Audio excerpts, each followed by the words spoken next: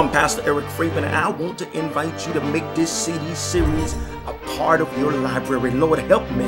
I talk too much. The last thing the enemy desires for you to do is for you to gain control over your words, for the power of life and death reside in the mouth of the believer.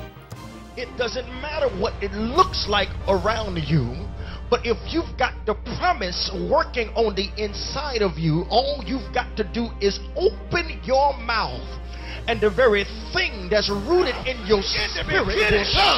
What's the word? His name is Jesus. Grab your neighbor and tell him, neighbor, whatever you're going through, God, and it's John now that it helps us to understand where lies come from. Right around the 8th chapter in the 44th verse, Jesus in his discourse is trying to speak truth into the lives of those that are around him, but they cannot hear him because they have lied to themselves about who they are.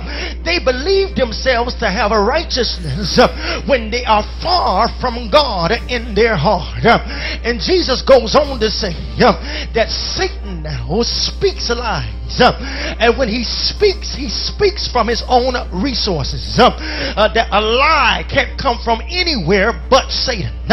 He says, for he is a liar and the father of all lies. The father now carries the seed. So anytime you speak a lie, that means the devil has deposited a seed inside of you. Anybody that does not know how to worship God with their mind, that's so crazy that they can't balance it with reason. It was Anselm of Canterbury that argued that the mind must be driven by both reason and the heart, because unless the passions align, our lives are but when we are slaves to the world, what we now do is we allow our circumstances, our situations, our predicaments to dictate the words that are being articulated by us. When we are controlled by our circumstances, our vision and our perspective is limited because we can only speak to what we see. Yes. God's trying to take you beyond what you see. Because if you are what you've always seen, you will never go to a new place.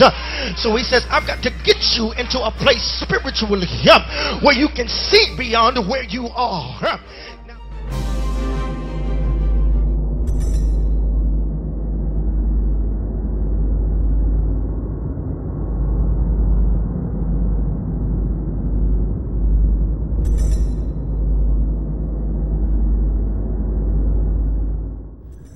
I'm Pastor Eric Freeman, and I approve this message.